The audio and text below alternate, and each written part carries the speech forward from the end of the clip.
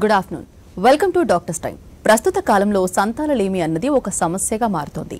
గతంతో పోల్చితే ఇప్పటి తరంలో ఇది ఎక్కువగా కనిపిస్తోంది. వైద్య శాస్త్రం చాలా ప్రగతి సాధించినప్పటికీ అనేక మంది దంపతులు అవగాహన లేమితో ఈ సమస్యతో బాధపడుతున్నారు. సంతానలేమికి కారణాలేమిటి?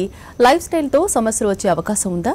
ఇలాంటి మరిన్ని విషయాలు హోమికేర్ ఇంటర్నేషనల్ వైద్యులు మౌనిక గుప్తా గారిని అడిగి తెలుసుకుందాం. మీరు కాల్ చేయాల్సిన నంబర్లు 0402331076. Hello doctor. హలో. ముందుగా చెప్పండి, అసలు ఇన్ఫర్టిలిటీ అంటే ఏంటి, మెయిన్ రీజన్ ఏంటంటారు దీనికి? సో జనరల్గా ఇన్ఫర్టిలిటీ అన్నా కానివ్వండి, సంతానలేమి అన్నా కానివ్వండి, ఒక పెళ్ళైన కపుల్లో అంటే పెళ్ళైన దంపతుల్లో 1 year వరకు ఎటువంటి కాంట్రాసెప్టివ్ డివైసెస్ యూజ్ చేయకుండా కూడా వాళ్ళకి ఇన్ కేస్ పిల్లలు లేనట్టయితే కనుక, లేకపోతే ఆ ఫీమేల్ ఒకసారి కూడా ప్రెగ్నెన్సీ పాజిటివ్ రాకపోతే కనుక వాళ్ళని మనం ఇన్ఫర్టైల్ అని చెప్తూ ఉంటాం. సో 1 year వరకు ఈ టైం పీరియడ్ ఎందుకు అంటే మ్యాక్సిమం టైం మన పెళ్ళైన ఫస్ట్ 1 yearలోనే ప్రెగ్నెన్సీ వచ్చే ఛాన్సెస్, కన్సీవ్ అయ్యే ఛాన్సెస్ చాలా ఎక్కువగా ఉంటాయి. సో వన్స్ ఆ 1 year కాస్త ప్రొలాంగ్ అయింది అంటే కనుక ఛాన్సెస్ అనేది కొంచెం తగ్గుతూ వస్తూ ఉంటాయి అన్నమాట. అండ్ దాంతోపాటు ఇఫ్ ఇన్ కేస్ ఆల్రెడీ ఆ ఫీమేల్ కానివ్వండి, మేల్ కానివ్వండి, ఏదన్నా హార్మోనల్ ఇంబ్యాలెన్స్ కానివ్వండి, ఇంకేదైనా రీజన్స్ వల్ల కొంతవరకు లోపల పాథలాజికల్ చేంజెస్ ఏవైనా ఉన్నా కానివ్వండి, కన్సీవ్ అవ్వడంలో ప్రాబ్లమాటిక్గా ఉంటుంది. సో ఫస్ట్ 1 yearలో మాత్రం ఇవన్నీ ఏవి ఉండవు కాబట్టి మ్యాక్సిమం టైం ఈ 1 year లాగా తీసుకుంటాం అనమాట. సో ఈ 1 yearలో ఇఫ్ ఇన్ కేస్ ఒక కపుల్ ప్రెగ్నెన్సీ పాజిటివ్ రాకపోతే కనుక వాళ్ళని ఇన్ఫర్టైల్ అని చెప్తూ ఉంటాం. ఇంకా మెయిన్గా అంటే ఇప్పుడున్న జనరేషన్లో చాలా మంది 30+ తర్వాత మ్యారేజ్ చేసుకునే వాళ్ళు ఉన్నారు. సాఫ్ట్వేర్ ఇండస్ట్రీలో అనే కాదు, చాలా వరకు అంటే లేట్ మ్యారేజెస్ కూడా దీనికి ఇన్ఫర్టిలిటీకి దారి తీస్తుందంటారా? కొన్ని విధాలుగా అండి. ఎందుకంటే సెడెంటరీ లైఫ్ స్టైల్ ఉంటుంది. ఇఫ్ ఇన్ కేస్ మనము సెడెంటరీ లైఫ్ స్టైల్ కాకుండా యాక్టివ్ లైఫ్ స్టైల్ ఉంది, మనం ఒకటే దగ్గర కూర్చొని వర్క్ చేయట్లేదు, యాక్టివ్గా ఉంది, రెగ్యులర్ ఎక్సర్సైజెస్ చేస్తున్నాము, మంచి హెల్దీ డైట్ తీసుకున్నాము అంటే కనుక ఈవెన్ 30-35 years ఆఫ్ ఏజ్లో కూడా కన్సీవ్ అయ్యే ఛాన్సెస్ ఎక్కువగానే ఉంటాయి. కానీ ఇఫ్ ఇన్ కేస్ మనము అది కాకుండా సెడెంటరీ లైఫ్ లీడ్ చేస్తున్నాము, ఒకటే దగ్గర కూర్చుంటున్నాము, బాడీకి ఎటువంటి ఎక్సర్సైజ్ లేదు, మన డైట్ అంతా కూడా సరిగ్గా లేదు అంటే కనుక కంపల్సరీ ప్రాబ్లం ఫేస్ చేయాల్సింది ఉంటుందండి. సో వన్స్ మన డైట్ ఇంకా లైఫ్ స్టైల్ అనేది చాలా ఇంపార్టెంట్ అనమాట మన ప్రెగ్నెన్సీ అయ్యే పొజిషన్ రావడానికి. సో ఆల్రెడీ 30-35 years వాళ్ళలో కూడా కొన్నిసార్లు ప్రెగ్నెన్సీ పాజిటివ్ వచ్చే ఛాన్సెస్ ఉంటుంది. ఎందుకంటే వాళ్ళ లైఫ్ స్టైల్ని బట్టి, లేకపోతే వాళ్ళ ఫుడ్ని బట్టి వాళ్ళకు పాజిటివ్ వస్తుంది. కొంతమంది సెడెంటరీ లైఫ్ స్టైల్ ఉంటుంది, చాలా లైక్ ఇక్కడ ఈజీగా మూవ్ ఆన్ అవ్వకుండా చాలా లోన్లీగా మూడీగా ఉండే వాళ్ళలో ఈ ప్రెగ్నెన్సీ రావడం అనేది డిలే అయిపోతూ ఉంటుంది. సో కొన్నిసార్లు వాళ్ళలో ఆ ఛాన్సెస్ అనేది కూడా చాలా తక్కువ అయిపోతూ ఉంటాయి. లైక్ 10-20% మాత్రమే కన్సీవ్ అయ్యే ఛాన్సెస్ ఉంటాయి అన్నమాట. ఓకే, అంటే వీటికి మెయిన్గా అంటే root cause at any cost ఉండే ఛాన్స్ ఉందంటారా? మెయిన్గా ఆబ్వియస్లీ అండి. ఎందుకంటే ఇప్పుడు ఇన్ఫర్టైల్ ఉన్నారు, లేకపోతే ఒక ఫీమేల్ ప్రెగ్నెంట్ అవ్వలేదు, ఈవెన్ ఆఫ్టర్ 30-35 వరకు కూడా తను ప్రెగ్నెన్సీ కాలేదు అంటే కనుక మనకి కాజెస్ ఉంటాయి కదా. ఇఫ్ ఇన్ కేస్ పీసీఓడి ఉందా, లేకపోతే ఏదైనా హార్మోనల్ ఇంబ్యాలెన్సెస్ ఉన్నాయా, లేకపోతే థైరాయిడ్ రిలేటెడ్ చేంజెస్ ఏమైనా ఉన్నాయా, లేకపోతే మార్ఫలాజికల్గా ఏమైనా స్ట్రక్చరల్ డిఫార్మిటీస్ ఏమైనా ఉన్నాయా, ఇవన్నీ కూడా మనం చూసుకోవాల్సింది ఉంటుంది అనమాట. సో 30-35 yearsలో కాకుండా ఇప్పుడు 25 దగ్గర నుంచి తీసుకున్నా, లేకపోతే ఆల్రెడీ ఈ మధ్యకాలంలో అయితే 20-21 yearsలో మ్యారేజ్ చేసుకున్నా కానీ అప్పటి నుంచి కూడా చూసుకున్నట్టయితే కనుక ఇన్ఫర్టిలిటీ అనేది రేట్ ఎక్కువైతూ ఉంటుంది. ఎందుకంటే వాళ్ళకు దాని గురించి స్పెషల్గా అవేర్నెస్ ఉండకపోవడం. అంటే రెగ్యులర్గా ఫీమేల్లో తీసుకున్నట్టయితే కొన్నిసార్లు మెన్సెస్ స్కిప్ అవ్వడం కానివ్వండి, లేకపోతే ప్రొలాంగ్డ్ బ్లీడింగ్ ఉండడం కానివ్వండి, లేకపోతే స్కాంటీ బ్లీడింగ్ ఉండడం కానివ్వండి, ఇలాంటివన్నీ ఉంటే సరేలే ఈ మంత్ చూద్దాము, నెక్స్ట్ మంత్ చూద్దాము, నెక్స్ట్ మంత్ చూద్దాము అని ఇలా డిలే చేస్తూ వెళ్తారనమాట. సో ఇలా డిలే చేస్తూ వెళ్ళినప్పుడు ఏమవుతుంది అనమాట అంటే అక్కడ ఆల్రెడీ సిస్టిక్ ఫార్మేషన్ స్టార్ట్ అయిపోయి ఉంటుంది. మనము హార్మోనల్ ఇంబ్యాలెన్సే కానివ్వండి, లేకపోతే ఏదైనా స్ట్రెస్ఫుల్ లైఫ్ లీడ్ చేస్తున్నాము, లేకపోతే స్ట్రెస్ అంటే ఏదో మనం వర్క్ ప్రెషర్ లేకపోతే ఇంకేదో ప్రెషర్ అన్నట్టు కాదు. ఇఫ్ ఇన్ కేస్ వాళ్ళకి కావాల్సింది వాళ్ళకి రాకపోయినా వాళ్ళు లోపల ఉంచేసుకున్నారు అనుకుని అది కూడా ఒక టైప్ ఆఫ్ స్ట్రెస్ లాగానే కన్సిడర్ చేయొచ్చు అనమాట. సో ఇలాంటివి ఉన్నప్పుడు వాళ్ళకి మెన్స్ట్రువల్ సైకిల్ అనేది డిలేడ్గా అవ్వడం, సరిగ్గా ఇర్రెగ్యులారిటీస్ ఉండడం వల్ల కూడా ప్రెగ్నెన్సీ రావడంలో ప్రాబ్లం అవుతుంది. ఓకే అండి, ఫస్ట్ కాలర్ కూడా లైన్లో ఉన్నారు. అనురాధ గారు మాట్లాడండి, మీ సమస్యను చెప్పండి. Hello madam. చెప్పండమ్మా. మీరు టీవీని మ్యూట్ చేయండి, మ్యూట్ చేసి మాట్లాడండి, లేదా కాల్ డిస్కనెక్ట్ అయిపోతుందండి. చెప్పండి మీ సమస్యను, డాక్టర్ గారు ఉన్నారు. Okay madam. నాకు 3 times అబార్షన్ అయినాయి మేడం. ఓకే అమ్మా, ఏ నెలలో? 2వ నెలలోనే అయినాయి. 2వ నెలలో కంప్లీట్ అయ్యి 3వ నెల వరకు అయినాయి. అలా దేని వల్ల అవుతుందో తెలియట్లేదు. ఓకే, అన్ని పరీక్షలు అన్ని చేయించుకున్నారా? అన్ని చేయించుకున్నాము. థైరాయిడ్ కొంచెం ఉంది, 25 వాడుతున్నాను. మా ఆయనది కూడా బానే ఉంది కౌంట్. అదే దేని వల్ల అవుతుంది, అలా ఎందుకు అవుతుంది మేడం? సో కొంతమందిలో టెండెన్సీ ఉంటుంది అనమాట. అంటే వాళ్ళ బాడీ తత్వం, అంటే వాళ్ళ శరీర తత్వాన్ని బట్టి కూడా కొన్ని థింగ్స్ ఉంటాయి. సో అలా మీకు మీ శరీర తత్వానికి తగ్గట్టుగా మీకు ఎవ్రీ 2nd month ఎండింగ్లో కానివ్వండి, 3rd month స్టార్టింగ్లో కానివ్వండి అబార్షన్ అయ్యే టెండెన్సీ మీ బాడీలో ఉంది. సో ఇలాంటప్పుడు మనం అన్ని రిపోర్ట్స్ అన్ని నార్మల్గా ఉన్నాయి, ఎటువంటి ఇంబ్యాలెన్సెస్ లేవు, ఇవన్నీ కూడా కరెక్ట్గా ఉన్నా కానీ బాడీ తత్వం అనేది ఒకటి ఉంటుంది కదా. సో దానివల్ల మీకు రిపీటెడ్ అబార్షన్స్ అవుతున్నాయండి. సో ఇటువంటి తత్వాన్ని తీసేసేటట్టుగా మన దగ్గర కాన్స్టిట్యూషనల్ మెడిసిన్స్ అవైలబుల్గా ఉన్నాయి. ఒకసారి మీ రిపోర్ట్స్ అన్ని కూడా తీసుకొని నియరెస్ట్ హోమియో కేర్ బ్రాంచ్ని సంప్రదించమ్మా. సో మీకు మీ శరీర తత్వంని అది తీసేసే విధంగా మన మెడిసిన్స్ ఉపయోగపడతాయి మీకు, అండ్ తొందరలోనే కన్సీవ్ అవ్వచ్చు. ఓకే, మెయిన్గా ఇన్ఫర్టిలిటీలో అంటే ఎన్ని టైప్స్ ఉంటాయి? ఇన్ఫర్టిలిటీ అనేది ప్రైమరీ అండ్ సెకండరీ లాగా చెప్పుకోవచ్చండి. సో ప్రైమరీలో ఎలా ఉంటుందంటే ఒక్కసారి కూడా వాళ్ళకి ప్రెగ్నెన్సీ పాజిటివ్ రాని ఫీమేల్ని మనం ప్రైమరీ ఇన్ఫర్టిలిటీ అని చెప్తూ ఉంటాం. కానీ ఒకసారి ప్రెగ్నెన్సీ వచ్చింది, లేకపోతే సెకండ్ బేబీ కోసం ప్లాన్ చేసేటప్పుడు వాళ్ళకి అవ్వట్లేదు అన్నా కానివ్వండి, లేకపోతే ఆల్రెడీ ఒకసారి కన్సీవ్ అయ్యి అబార్షన్ అయిన వీళ్ళందరినీ కూడా మనం సెకండరీ ఇన్ఫర్టిలిటీ అన్నట్టుగా తీసుకుంటాం అనమాట. సో ప్రైమరీ ఇన్ఫర్టిలిటీగా మెయిన్గా వాళ్ళు ఒక్కసారి కూడా కన్సీవ్ అవ్వకుండా ఉండడానికి రీజన్స్ ఉంటాయన్నమాట. సో ఇప్పుడు మనం పీసీఓడి కానివ్వండి, థైరాయిడ్ రీజన్సే కానివ్వండి, లేకపోతే యూట్రైన్ ఫైబ్రాయిడ్స్ కానివ్వండి, యూట్రైన్ పాలిప్స్ కానివ్వండి, ఇలాంటివన్నీ రీజన్స్ ఉంటాయన్నమాట. సో వాళ్ళు ఒక్కసారి కూడా వాళ్ళు కన్సీవ్ అవ్వలేకపోతారు. అండ్ కొంతమందిలో ఎలా ఉంటుందంటే కన్సీవ్ అయ్యే కెపాసిటీ ఉంటుంది, కాకపోతే దాని తర్వాత వాళ్ళ బాడీలో హార్మోనల్ ఇంబ్యాలెన్సెస్ అనేది ఎక్కువగా జరిగిపోయి రిపీటెడ్గా అబార్షన్స్ అవ్వడం. అంటే ఇందాక మనకు కాల్ చేసినప్పుడు చెప్పారు కదా, రిపీటెడ్గా 2nd month or 3rd monthలోనే అబార్షన్ అవ్వడం. సో అది వాళ్ళ బాడీలో తత్వాన్ని బట్టి ఉంటుంది అనమాట. సో వాళ్ళని మనం సెకండరీ ఇన్ఫర్టిలిటీ అని చెప్పొచ్చు అనమాట. ఓకే, మెయిన్గా అంటే ఇప్పుడు చాలామంది ఒక ఫస్ట్ చైల్డ్ అయిన తర్వాత సెకండ్ చైల్డ్కి కూడా వాళ్ళు కొంచెం ఇబ్బంది పడాల్సి వస్తుంది. సో అలాంటి వాళ్ళకి మీరేం చెప్తారు? అంటే ఏ ప్రాబ్లం వల్ల అలా అవుతుందంటారు? సో ఫస్ట్ చైల్డ్ నార్మల్గానే ప్రెగ్నెన్సీ వచ్చిందా, లేకపోతే దానికి కూడా ట్రీట్మెంట్ తీసుకొని ప్రెగ్నెన్సీ వచ్చిందా అనేది ఫస్ట్ క్రైటీరియా అనమాట. సో ఫస్ట్ బేబీకి ఆల్రెడీ ట్రీట్మెంట్ తీసుకున్నారు, ట్రీట్మెంట్ తర్వాతనే అయింది అంటే సెకండ్ బేబీకి పెద్దగా ప్రాబ్లం ఉండదు, ఎందుకంటే ముందు నుంచి వాళ్ళకి అన్ని కరెక్షన్స్ జరిగినాయి కాబట్టి. సో అలా కాకుండా ఇఫ్ ఇన్ కేస్ మనం ఫస్ట్ బేబీ నార్మల్గానే ఉంది కానీ సెకండ్ బేబీ టైంకి మనకి ప్రాబ్లం అవుతుంది అంటే ఆ ఫీమేల్లో మనం మైండ్ కాజెస్ దగ్గర నుంచి అన్ని ఫిజియోలాజికల్ కాజెస్ అన్ని కూడా తీసుకోవాల్సింది ఉంటుంది అనమాట. సో స్ట్రెస్ఫుల్ లైఫ్ లీడ్ చేస్తున్నారా వాళ్ళు, లేకపోతే హార్మోనల్ ఇంబ్యాలెన్స్ ఏమైనా ఉందా, వాళ్ళ న్యూట్రిషన్లో అంటే వాళ్ళ డైట్లో ఏమైనా చేంజెస్ చేసుకోవాల్సింది ఉంటుందా, లైఫ్ స్టైల్ చేంజెస్ ఏమైనా చేసుకోవాల్సింది ఉంటుందా అనేది ఇవన్నీ కూడా చూసుకోవాల్సింది ఉంటుంది అన్నమాట.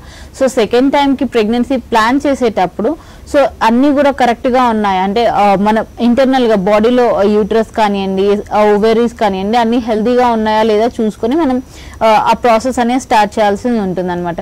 లేదు ఆల్రెడీ సిస్టిక్ ఫార్మేషన్ ఉంది, మెన్సెస్ సరిగ్గా రావట్లేదు అయినా కూడా మనం సెకండ్ బేబీకి ట్రై చేస్తున్నామంటే అది ఎఫెక్ట్లెస్ కాజ్ అనమాట.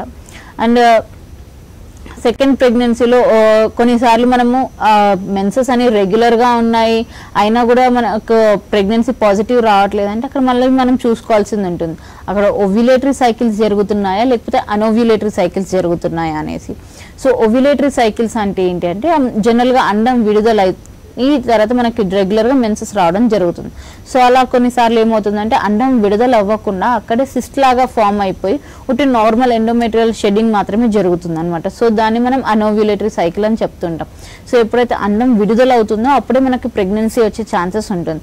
అండం విడుదల అవ్వకుండా నార్మల్ షెడ్డింగ్ జరిగితే కనుక అక్కడ ప్రెగ్నెన్సీ పాజిటివ్ రాదనమాట. సో ఇలాంటి కండిషన్స్ని కూడా వాళ్ళు గమనించుకోవాల్సింది ఉంటుంది అనమాట. ఓకే, ఇప్పుడు మెయిన్గా చాలా మంది సి సెక్షన్ అయిన తర్వాత అంటే ట్యూబెక్టమీ అయిన తర్వాత ఇన్ కేస్ మళ్ళీ కన్సీవ్ అవ్వాలనుకుంటే కనుక అంటే ఏం చేయాలంటారు? అవుతుందంటారా కన్సీవ్?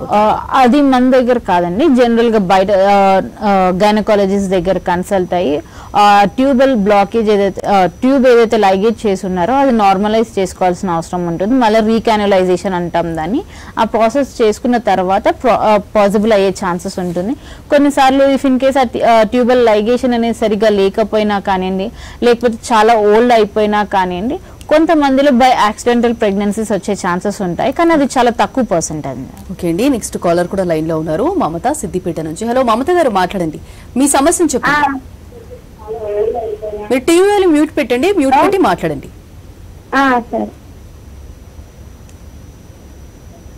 చెప్పండి మీ సమస్య. చెప్పండి అమ్మా. నా పేరు మమత, నేను సిద్దిపేట నుండి మాట్లాడు. ఓకే అమ్మా, చెప్పండి. పెళ్ళై 1 year అవుతుంది. పెళ్ళైన 1 month లోనే ప్రెగ్నెన్సీ కన్ఫర్మ్ అయింది. ఇప్పుడు బాబు 6 months. బాబుకి పాలు ఉండట్లేదు, మళ్ళీ మంత్లీ బ్లీడింగ్ వస్తుంది. మళ్ళీ తొందరగా అయ్యే ఛాన్సెస్ ఉన్నాయా, పాలు వాడాలంటే ఎట్లా ఏంటి అని ఇప్పుడు అర్థం. ఓకే అమ్మా, ఫస్ట్ థింగ్ ఏంటంటే బేబీ పాలు తీసుకునే విధానంలో కూడా ఇఫ్ ఇన్ కేస్ పాలు డెఫిషియన్సీ ఉన్నాయి అంటే బేబీ సక్ చేసే విధానంలో కూడా చేంజెస్ చేసుకోవాల్సింది ఉంటుంది. దాంతో పాటుగా డైట్లో మనం ఎక్కువగా తీసుకోవాల్సిన పదార్థాలు ఉంటాయి కదమ్మా, పాలకూర కానివ్వండి, మిల్క్ కానివ్వండి, ఇట్లాంటి పదార్థాలు ఎక్కువగా తీసుకున్నప్పుడు ఈ ప్రాబ్లం తగ్గుతుంది. లేదు అంటే ఒకసారి మీ నియరెస్ట్ హోమియో కేర్ సెంటర్ని సంప్రదించమ్మా, మన దగ్గర దానికి కూడా మెడిసిన్స్ అవైలబుల్గా ఉన్నాయి. ఓకే, మెయిన్గా అంటే ఇన్ఫర్టిలిటీకి సంబంధించి అంటే ఎలాంటి సిమ్టమ్స్ ఉంటాయి, ప్రైమరీలో కానీ సెకండరీలో కానీ, అంటే ఏది ఎక్కువ కాంప్లికేటెడ్ అంటారు వీటిలో చూసుకుంటే? సో ప్రైమరీ ఇన్ఫర్టిలిటీయే కానివ్వండి, సెకండరీ ఇన్ఫర్టిలిటీయే కానివ్వండి, జనరల్గా ప్రెగ్నెన్సీ వచ్చే ఛాన్సెస్ ఉన్నాయా లేదా అనేది వాళ్ళ మెన్స్ట్రల్ ఫీమేల్కి సంబంధించి అయితే మెన్స్ట్రల్ సైకిల్ మీద డిపెండ్ అయి ఉంటుంది అనమాట. అలాగే మేల్కి సంబంధించి వాళ్ళ సిమెన్ ఎలా ఉంది అనే దాని మీద డిపెండ్ అయి ఉంటుంది. అండ్ ఫీమేల్ విషయానికి తీసుకున్నట్టయితే కనుక వాళ్ళ మెన్స్ట్రల్ సైకిల్ రెగ్యులర్గా ఉందా లేదా అనేది చూసుకోవాలి. సో ఇఫ్ ఇన్ కేసు వాళ్ళు ఇర్రెగ్యులర్గా మెన్స్ట్రల్ సైకిల్ ఉంది అంటే కనుక కంపల్సరీ డాక్టర్స్ హెల్ప్ తీసుకోవాల్సింది ఉంటుంది. సో కొంతమంది ఏం చేస్తున్నారంటే సరే ఈ మంత్ ఉంది కదా, నెక్స్ట్ మంత్కి బెటర్ అయిపోతుందేమో, కొంచెం మంచిగా ఐరన్ ఫుడ్ తీసుకుందాము, లేకపోతే కొంచెం ఏదైనా చేద్దాము, ఓన్గా ఆలోచించేసి వాళ్ళు ఏదో తీసుకుంటారు. తీసుకున్నప్పుడు కొన్నిసార్లు సక్సెస్ అవుతుంది, కొన్నిసార్లు అది సక్సెస్ అవ్వదు అనమాట. సో అలా మంత్స్ తరబడి వెయిట్ చేస్తూ మనం అలా దాన్ని డిలే చేసినట్టయితే కనుక కంపల్సరీ అది polycystic ovarian disease, single cyst form అయ్యే దగ్గర నుంచి న్యూమరస్ సిస్ట్ ఫామ్ అవుతుంది. అలా న్యూమరస్ సిస్ట్ ఫామ్ అవ్వడం నుంచి అది ఒక సిండ్రోమ్ లాగా, అంటే డిసీజ్ కాకుండా ఒక సిండ్రోమ్ లాగా మారిపోతుంది అనమాట. సో అలా అయినప్పుడు రెగ్యులర్గా వెయిట్ గెయిన్ అవ్వడం కానివ్వండి, అన్వాంటెడ్ హెయిర్ ఫామ్ అవ్వటం కానివ్వండి, వాళ్ళకి చలికి తట్టుకోలేని తత్వం రావటం కానివ్వండి, లేకపోతే ఇర్రెగ్యులర్ బ్లీడింగ్ ఉండడం కానివ్వండి, స్పాటింగ్ ఉండడం, అంటే మెన్సెస్ స్టార్టింగ్ అయ్యే కన్నా ముందే కొంచెంగా స్పాటింగ్ అవ్వడము, లేకపోతే మెన్స్ట్రల్ సైకిల్ ఎండ్ అయిన తర్వాత నుంచి ఒక 4th day నుంచి లేకపోతే 7th day నుంచి రెగ్యులర్గా స్పాటింగ్ అండ్ నెక్స్ట్ పీరియడ్ వరకు కంటిన్యూ అవ్వటం, ఇలాంటి చాలా థింగ్స్ ఉంటాయి అన్నమాట. సో ఇవన్నీ కూడా ఇఫ్ ఇన్ కేస్ మనం ఎక్స్పీరియన్స్ అవుతున్నాము అంటే కనుక మనం ఆ ఫర్టిలిటీ రేంజ్ దగ్గర నుంచి దూరం వెళ్ళిపోతున్నాం అన్నట్టుగా తెలుసుకోవచ్చు. సో ఇలా ఏదైనా కాజెస్ ఉన్నాయి, లేకపోతే మీ థైరాయిడ్ లెవెల్స్ ఇంక్రీజ్ అవుతున్నాయి, హెయిర్ ఫాల్ విపరీతంగా ఉంది, లేకపోతే మీ స్కిన్ అంతా కూడా డ్రై అయిపోతుంది చాలా ఎక్కువగా, అండ్ దాంతో పాటుగా మీరు ఎంత వాటర్ తీసుకున్నా కానీ అది సరిగ్గా సఫిషియెంట్ అవ్వట్లేదు అంటే కనుక మన బాడీలో చాలా వరకు చేంజెస్ జరుగుతున్నాయని అర్థం చేసుకోవాలి. సో ఇలాంటి కండిషన్స్ ఉన్నప్పుడు కంపల్సరీగా మనం ఆ ఫర్టిలిటీ రేంజ్ నుంచి దూరం వెళ్ళిపోవడమే కాకుండా మనకి ఇన్ జనరల్గా కూడా బాడీలో చాలా చేంజెస్ వచ్చేస్తూ ఉంటాయి అన్నమాట. సో మరి పీసీఓడి అంటే ఏంటి, అసలు దీనికి మెయిన్ రీజన్స్ ఏంటంటారు? సో పీసీఓడి అనేది మనకి జనరల్గా మెన్స్ట్రల్ సైకిల్ ఎలా ఉంటుందంటే ఒక ఫీమేల్ బాడీలో యూట్రస్ అంటే గర్భసంచి మరియు పక్కన 2 అండాశయాలు ఉంటాయన్నమాట. So right and left ovaries అని చెప్తూ ఉంటాం. If in case every month ఒక అండాశయం నుంచి like either left or right నుంచి ఎవ్రీ మంత్ ఒక ఎగ్ రిలీజ్ అయ్యి మనకు అది జనరల్గా అక్కడ మేల్ పార్ట్నర్ కోసం వెయిట్ చేసి అది నార్మల్ తర్వాత ఒక 2 days 48 hours to 72 hours wait చేసి అది నార్మల్గా షెడ్ అయిపోతూ ఉంటుంది. ఇది జనరల్ మెన్స్ట్రల్ సైకిల్. కానీ ఇలా సైకిల్ జరగకుండా కొన్నిసార్లు ఏమవుతుందంటే మన బాడీలో హార్మోనల్ ఇంబ్యాలెన్సెస్ వల్ల ఈ అండం అనేది సరిగ్గా విడుదలవ్వదు. అయినా కూడా అక్కడే స్టక్ అయిపోతూ ఉంటుంది అనమాట. సో ఇవన్నీ ఎలా అంటే అండాశయం దగ్గర పైన చిన్న చిన్న నీటి బుడగల్లాగా ఫామ్ అయిపోతూ ఉంటాయి అనమాట. సో దీన్ని మనం పీసీఓడి అని చెప్తూ ఉంటాం. సో ఇలా అయినప్పుడు సిమ్టమ్స్ ఏముంటాయంటే మనకి బ్లీడింగ్ సరిగ్గా అవ్వకపోవడం కానివ్వండి, లేకపోతే ప్రొలాంగ్డ్ బ్లీడింగ్ ఉండడం కానివ్వండి, విపరీతమైన వెయిట్ గెయిన్ అయిపోవడము, చాలా లెథార్జిక్గా ఉండడము, డల్ డ్రౌజీనెస్ ఉండటము, దాని తర్వాత అన్వాంటెడ్ హెయిర్ గ్రోత్ ఉండడం. అంటే మనకి జనరల్గా ఫేషియల్ హెయిర్ అనేది చాలా తక్కువ ఉంటుంది, కాకపోతే అదే ఆల్రెడీ పీసీఓడి ఉన్న వాళ్ళలో కానివ్వండి, లేకపోతే ఏదైనా హార్మోనల్ ఇంబ్యాలెన్స్ ఉన్న వాళ్ళలో కానివ్వండి ఆ ఫేషియల్ హెయిర్ అనేది చాలా ఎక్కువగా కనిపించడము, అన్వాంటెడ్ వెయిట్ గెయిన్ అవ్వడం, ఇవన్నీ కూడా సిమ్టమ్స్ లాగా ఉంటాయి అన్నమాట. నెక్స్ట్ కాలర్ కూడా లైన్ లో ఉన్నారండి, శ్రీనివాస్ మంచిర్యాల నుంచి. హలో శ్రీనివాస్ గారు, మాట్లాడండి, మీ సమస్యను చెప్పండి. Hello madam. చెప్పండి సార్. సార్ నా పేరు శ్రీనివాస్ అండి. ఓకే అండి, చెప్పండి సార్. అయితే మా మిస్సెస్ కి అండం విడుదల ఎదురని చెప్పి అన్నారండి డాక్టర్ దగ్గరికి వెళ్తే. ఓకే అండి. అంటే అది పెద్ద ప్రాబ్లమా, చిన్న ప్రాబ్లమ్ అయితే మ్యారేజ్ అయ్యి కూడా దాదాపు ఒక 11 years అవుతుందండి. ఓకే అండి. సో మరి స్కానింగ్ చేయించారా? స్కానింగ్ చేయించానండి. స్కానింగ్ చేయిస్తే నీటి బుడగలు ఉన్నాయని చెప్పి అన్నారు. కొంచెం నాకు కూడా స్పెర్మ్ కౌంట్ తక్కువ ఉందని చెప్పి అన్నారండి. ఓకే అండి. సో నీటి బుడగలు ఉన్నాయి అంటే అది చిన్న సమస్య కాదండి. ఇఫ్ ఇన్ కేస్ మీరు పిల్లల కోసం ట్రై చేస్తున్నారంటే అది పెద్ద సమస్య అన్నట్టుగానే చెప్పొచ్చు. ఇన్ జనరల్ గా అయితే అలా ఉండొద్దు. తనకి నెల రెగ్యులర్ గా వస్తుందా? రెగ్యులర్ గా వస్తుందండి. రెగ్యులర్ గా వస్తుంది, కానీ అయినా కానీ పీసీఓడి ఉంది అంటే అర్థం ఏంటి అంటే ఇందాక నేను చెప్పినట్టు అనోవ్యులేటరీ సైకిల్స్ అంటే అక్కడ అండం విడుదల అవ్వకుండా అక్కడే ఉండిపోయి అక్కడ నీటి బిడుగలాగా ఫామ్ అయిపోతూ ఉంటుంది. కానీ ఎండోమెట్రియల్ షెడ్డింగ్ ఏదైతే నెలకి అక్కడ జమ అవుతూ ఉంటుందో అది నార్మల్ షెడ్ అయిపోతుంది. సో దానివల్ల మీకు ఎలా అనిపిస్తుంది అంటే నెలసరి కరెక్ట్ గానే వస్తుంది కదా, ఎందుకు ఇంకా అవ్వట్లేదు అని మీకు డౌట్ వస్తుంది. సో ఇక్కడ అనోవ్యులేటరీ సైకిల్స్ జరగడం వల్ల ప్రెగ్నెన్సీ అనేది రావటం లేదనమాట. సో ఈ అనోవ్యులేటరీ సైకిల్స్ నుంచి అది ఓవ్యులేటరీ సైకిల్స్ కి మారాలంటే కంపల్సరీ ట్రీట్మెంట్ తీసుకోవాల్సిన అవసరం ఉంటుందండి. So if in case general గా మీరు హార్మోనల్ ట్రీట్మెంట్ తీసుకున్నారనుకోండి, ఓ 2-3 months లో సెట్ అయిపోతుంది. కాకపోతే మళ్ళీ 6 months తర్వాత మళ్ళీ ప్రాబ్లం రిపీట్ అయ్యే ఛాన్సెస్ ఉంటాయి. కానీ అదే మనం కాన్స్టిట్యూషనల్ ట్రీట్మెంట్ తీసుకున్నారనుకోండి లాంగ్ టర్మ్ వరకు ఎఫెక్టివ్ గా ఉంటుంది అండ్ న్యాచురల్ ప్రాసెస్ లో అంటే ఎటువంటి సైడ్ ఎఫెక్ట్స్ లేకుండా కరెక్షన్ అనేది జరుగుతుంది సార్. సో ఈ అండం విడుదల అవ్వకపోవడం చిన్న ప్రాబ్లం కాదండి, అది మెయిన్ ప్రాబ్లం అండ్ పెద్ద ప్రాబ్లం లాగా చెప్పొచ్చు.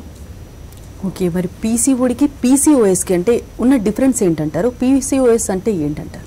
సో పీసీఓడి అంటే ఏంటి అంటే జనరల్ గా డిసీజ్ అనేది మనకు గ్రూప్ ఆఫ్ సిమ్టమ్స్ ని మనం డిసీజ్ అని చెప్తుంటాం. కానీ అదే గ్రూప్ ఆఫ్ డిసీజెస్ ని మనం సిండ్రోమ్ లాగా కన్సిడర్ చేస్తాం అనమాట. So if in case female లో ఓన్లీ మెన్స్ట్రల్ సైకిల్ ఇర్రెగ్యులారిటీస్ ఉన్నాయి, మెన్సెస్ సరిగ్గా రావట్లేదు అన్నప్పుడు మనం స్కాన్ రిపోర్ట్ లో ఏమో వస్తుంది, పీసీఓడి అని వస్తుంది. కానీ ఇలా కాకుండా కొన్నిసార్లు మనము స్కాన్ రిపోర్ట్ తో పాటుగా మన బాడీలో సిమ్టమ్స్ కూడా అంటే చేంజెస్ జరగడము, అలాగే ఓవరీ సైజెస్ లో కానివ్వండి, వాల్యూమ్ లో కానివ్వండి చేంజెస్ రావడము, దాంతో పాటుగా ఫిజికల్ సిమ్టమ్స్ లో కూడా అంటే వెయిట్ గెయిన్ అవ్వడము, హెయిర్ అన్వాంటెడ్ హెయిర్ రావటము, చలిని తట్టుకోలేకపోవడము, వాళ్ళకి లెథార్జిక్ గా ఉండటం, ఇవన్నీ బాడీలో పెరిగినప్పుడు దాన్ని పీసీఓఎస్ అంటుంటాం. అంటే గ్రూప్ ఆఫ్ డిసీజెస్ అంటే మనకి అన్వాంటెడ్ హెయిర్ గ్రోత్ అనేది ఒక డిసీజ్ అనమాట. సో దాంతో పాటు బాడీలో వేరే ఆర్గన్స్ లో చేంజెస్ రావడం, ఇవన్నీ కూడా గ్రూప్ ఆఫ్ డిసీజెస్ ని మనం పీసీఓఎస్ అంటాం. అంటే ఆ డిసీజ్ తో పాటుగా వేరే ఇంకా సిమ్టమ్స్ ఉండడాన్ని పీసీఓఎస్ అంటాం. సో ఇన్ జనరల్ గా డిసీజ్ ని పీసీఓడి అంటాము. అలాగే సిమ్టమ్స్ తో పాటుగా అంటే చాలా చేంజెస్ జరిగిపోయి ప్రతి ఒక్క ఆర్గన్ లో చేంజెస్ కనిపించి మనము దాని వల్ల బాడీలో చేంజెస్ కనిపిస్తున్నాయంటే దాన్ని పీసీఓఎస్ అని చెప్పొచ్చు. ఓకే అండి, నెక్స్ట్ కాలర్ కూడా లైన్ లో ఉన్నారు, హనుమాన్ బోధన్ నుంచి. హలో హనుమాన్ గారు, మాట్లాడండి, మీ సమస్య చెప్పండి. నమస్తే అండి, చెప్పండి సార్. మేడం మాకు మ్యారేజ్ 7 years అవుతుంది. ఓకే, చాలా సార్లు మేము ఒకసారి ఐఐ కూడా ట్రై చేసినాము, అయినా కాలేదు. ఓకే అండి. మీకు పీరియడ్స్ వచ్చి రెగ్యులర్ గానే ఉంటాయి, 28 days కి సర్కిల్ లో కంపల్సరీ పీరియడ్ అవుతుంది ఆమెకి. అయినా కూడా మీకు అంటే పీసీఓడి ఉన్నది అని అంటే లాప్రోస్కోపీ సర్జరీ కూడా చేయించినాం మేడం, అయినా కూడా సంతానం కలగలేదు. నాకు కూడా స్పెర్మ్ కౌంట్ తక్కువ ఉందని చెప్పేసి మేడం కూడా చెప్పారు. అయితే మేము ఐవీఎస్ కి వెళ్ళడం కానీ ఐయుఐకి వెళ్ళడం కానీ బెటరా, దేనికి వెళ్ళడం బెటర్ మంచిది? ఒకసారి ఐయుఐ కూడా అటెంప్ట్ చేశాం మేడం. సో ఇప్పుడు మీ వైఫ్కి పీరియడ్స్ అనేది రెగ్యులర్గా వస్తున్నాయి కానీ అయినా పీసీఓడి ఉంది, ఒకసారి మీరు లాప్రోస్కోపిక్ సర్జరీ చేయించారు కానీ అక్కడ లాప్రోస్కోపీ వల్ల ఏమైంది, ఆల్రెడీ ఫామ్ అయిన వాటిని మనం తీసేసాం, కాకపోతే మళ్ళీ ఫామ్ అయ్యే వాటిని ఆపుతున్నామా? లేదు. ఎందుకంటే మనం అక్కడ సరిగా ట్రీట్మెంట్ కంటిన్యూ చేయట్లేదు. ఇఫ్ ఇన్ కేస్ కంటిన్యూగా ట్రీట్మెంట్ తీసుకున్నాము అంటే వేరే బాడీలో హార్మోన్స్ లెవెల్స్లో చేంజెస్ వస్తూ ఉంటాయి. సో అలా కాకుండా మీరు కాన్స్టిట్యూషనల్ ట్రీట్మెంట్ తీసుకోవాలి అనుకున్నట్టయితే కనుక మీకు అది కరెక్షన్ అవ్వడమే కాకుండా ఓవ్యులేటరీ సైకిల్స్, అనోవ్యులేటరీ అంటే అండం విడుదల అవ్వకుండా ఏదో పీసీఓడి ఫామ్ అయిపోయి అలాంటి మెన్సెస్ కాకుండా అండం విడుదల అవుతూ మెన్సెస్ రావడం అనేది జరుగుతుంది. దాంతో పాటుగా మీకు స్పర్మ్ కౌంట్ తక్కువగా ఉన్న మనము మన దగ్గర దానికి కూడా ట్రీట్మెంట్స్ ఉన్నాయండి. దీన్ని ఆలిగోస్పర్మియా అంటారు. అజూస్పర్మియా ఉన్నా కానివ్వండి, ఆలిగోస్పర్మియా ఉన్నా కానివ్వండి, అన్నిటికీ కూడా మన దగ్గర ట్రీట్మెంట్ ఉందండి. ఒకసారి మీరు ఆల్రెడీ ఐయుఐ చేయించుకున్నారు కాబట్టి అక్కడ రిజల్ట్ లేదు. ఎందుకు రిజల్ట్ లేదంటే మనకు జనరల్గా ఐయుఐ ప్రాసెస్లో ఏం చేస్తారు, ఒక ఇంజెక్షన్ వల్ల మనకి న్యూమరస్ ఎగ్స్ ఒకేసారి రిలీజ్ అయ్యేటట్టుగా మనకు చేస్తారు. సో అక్కడ న్యూమరస్ ఎగ్స్ రిలీజ్ అయినప్పుడు ఎక్కడైనా తగలకపోతుందా అని ఒక ట్రయల్ అండ్ ఎర్రర్ మెథడ్ అనమాట అది. సో అలా కాకుండా ఇన్ జనరల్గా న్యాచురల్గానే మనము ప్రెగ్నెన్సీ పాజిటివ్ వచ్చే ఛాన్సెస్ ఉంటాయండి. ఒకసారి మీ రిపోర్ట్స్ అన్ని ఇక్కడ తీసుకొని నియరెస్ట్ హోమియోకేర్ బ్రాంచ్ని సంప్రదించండి సార్. సో దట్ వాళ్ళు నార్మల్ సైకిల్స్ రావడానికి హెల్ప్ చేయడమే కాకుండా మీ స్పర్మ్ కౌంట్ ఇంక్రీజ్ అయ్యేలాగా కూడా చూసుకుంటారు ట్రీట్మెంట్ ద్వారా. And in due course of time మీకు తనకి ప్రెగ్నెన్సీ పాజిటివ్ వచ్చే ఛాన్సెస్ కూడా ఉంటాయండి. ఓకే, కొంతమందిలో ఎలాంటి ప్రాబ్లమ్స్ ఉంటాయి అంటే అన్ఎక్స్ప్లెయిన్డ్ రీజన్స్ ఉంటాయి, అంటే ఎందుకు అంటారు వాటి గురించి చెప్పండి. సో అన్ఎక్స్ప్లెయిన్ ఇన్ఫర్టిలిటీ అంటే మనకి అక్కడ రీజన్ ఏమి ఉండదు, అంటే మనకి రిపోర్ట్స్ అన్నీ కూడా నార్మల్గానే ఉంటాయి. ఎవ్రీథింగ్ అనటామికల్గా చూసుకున్న అంత నార్మల్గానే ఉంటుంది, ప్యాథలాజికల్గా చూసుకున్న అంత నార్మల్గానే ఉంటుంది, ఫిజికలాజికల్గా చూసుకున్న అన్నీ నార్మల్గానే ఉంటాయి. కానీ అన్నీ నార్మల్గా ఉన్నా కానీ ప్రెగ్నెన్సీ ఎందుకు రావట్లేదు? సో ఇటువంటి దానిలలో మనము మైండ్ పరంగా తీసుకోవాల్సింది ఉంటుంది. సో ఆ ఫీమేల్ స్ట్రెస్లో ఉందా, లేకపోతే ఆ మేల్ స్ట్రెస్లో ఉన్నారా? స్ట్రెస్ అంటే ఒకటే స్ట్రెస్ ఉండదండి, ఏదో వర్క్ చేస్తున్నాము, మనం ఎక్కువగా ఆఫీస్ వర్క్ చేస్తున్నాము అదొకటే స్ట్రెస్ ఉండదు. సో ఏదైనా చిన్న థింగ్ని మనం ఒక చిన్న విషయాన్ని ఆలోచించుకుంటూ అది మనం మనసులో పెట్టేసుకొని ఏదో ఎక్కువగా ఆలోచించుకుంటున్నా కానివ్వండి, కొంతమందిలో అది స్కిన్లో అపియర్ అవుతుంది, దానివల్ల వచ్చే ఎఫెక్ట్ సైడ్ ఎఫెక్ట్ కొంతమందికి జాయింట్స్లో ఎఫెక్ట్ అవుతుంది, కొంతమందికి ఎస్పెషల్లీ ఫీమేల్స్లో ఓవరీస్ అంటే అండాశయాల మీద కానివ్వండి, గర్భాశయం మీద కానివ్వండి దీని ఎఫెక్ట్ చూపిస్తూ ఉంటుంది అనమాట. సో మీరు ఎన్ని టెస్ట్లు చేసినా కానివ్వండి, అంటే లైక్ హార్మోనల్ టెస్ట్ చేసినా కానివ్వండి, లేకపోతే యూఎస్జీ చేసినా కానివ్వండి, ఏఎంహెచ్ ఏది చేసినా కూడా అన్ని నార్మల్గా వచ్చినా కానివ్వండి, మన మైండ్లో మన ఆలోచనలను ఇవన్నీ టెస్ట్ చేసే అయితే మన దగ్గర ఇంకా లేదు. సో అలాంటప్పుడు హ్యాపీనెస్ అనేది మైండ్లో లేకపోయినా బాడీలో లేకపోయినా మీరు ఎన్ని రిపోర్ట్స్ తీసుకోండి అన్ని నార్మల్గా ఉన్నా కానీ ప్రెగ్నెన్సీ పాజిటివ్ రాదు. సో వన్ థింగ్ ఏంటి అంటే ప్రెగ్నెన్సీ ఆల్రెడీ మ్యారీడ్ కపుల్లో వాళ్ళు ప్రెగ్నెన్సీ రావాలి అని కోరుకుంటున్నారు అంటే కనుక కంపల్సరీ హ్యాపీ మ్యారీడ్ లైఫ్ ఉండాలండి. సో అప్పుడే మనకి ఈ అన్ఎక్స్ప్లెయిన్ రీజన్ అనేది ఉండకుండా ఉంటుంది. లేకపోతే ఇప్పుడు మనకు రిపోర్ట్స్లో అన్ని నార్మల్గా లేవు అంటే దాన్ని మనం అన్ని కరెక్షన్ చేసుకునే ప్రాసెస్లో ఏమవుతుంది, దాని మీద ఇంట్రెస్ట్ తగ్గిపోతుంది మనకి. సో అలా కాకుండా ఎప్పటికప్పుడు ఇంట్రెస్ట్ ఉంటూ హ్యాపీగా ఉండడం వల్ల మనకి అన్ఎక్స్ప్లెయిన్ కాజ్ అనేది ఉండకుండా ఉంటుంది. ఒబేసిటీ కూడా ఇందుకు మెయిన్ రీజన్ అంటారా? ఉంటుందండి. ఒబేసిటీ రీజన్స్ వల్ల కూడా ఈ ప్రెగ్నెన్సీ రావడంలో ప్రాబ్లం అవుతుంది. ఎందుకంటే వాళ్ళకి ఇన్ జనరల్గా వాళ్ళ విజరల్ మాస్ అంతా కూడా మనకి గర్భాశయం మీద పడడం వల్ల అక్కడ ప్రెషర్ క్రియేట్ అయిపోతూ ఉంటుంది. సో అక్కడ అది బేబీ ఫామ్ అవ్వడానికి ప్లేస్ ఇవ్వట్లేదు అనమాట. సో దానివల్ల కూడా కొంతమందిలో ఒబేసిటీ వల్ల కూడా ప్రెగ్నెన్సీ పాజిటివ్ రాకుండా ఉంటుంది. సో ఒబేసిటీ ఫస్ట్ తగ్గించుకోవాలి. అండ్ రీజన్ ఫర్ ఒబేసిటీ అంటే ఒబేసిటీ రాకుండా ఒబేసిటీ రావడానికి రీజన్స్ ఏంటి అంటే పీసీఓడి వల్ల వచ్చిన ఒబేసిటీ లేకపోతే థైరాయిడ్ వల్ల వచ్చిన ఒబేసిటీ అనేది మనం చూసుకోవాల్సింది ఉంటుంది. లేదు అని తినడం వల్ల వచ్చింది అనేది కూడా మనం అబ్జర్వ్ చేసుకోవాల్సింది ఉంటుంది. సో అక్కడ మెయిన్ రీజన్ ఏంటో తీసుకొని దాని ప్రకారంగా ఇఫ్ ఇన్ కేస్ మనం ట్రీట్మెంట్ తీసుకున్నట్టయితే కనుక కంపల్సరీగా పాజిటివ్ రిజల్ట్స్ ఉంటాయండి. ఓకే, ఇన్ఫర్టిలిటీ గురించి చాలా డీటెయిల్గా చెప్పారండి. Thank you so much. ఇది వంటి doctor style. Stay tuned to Sakshi.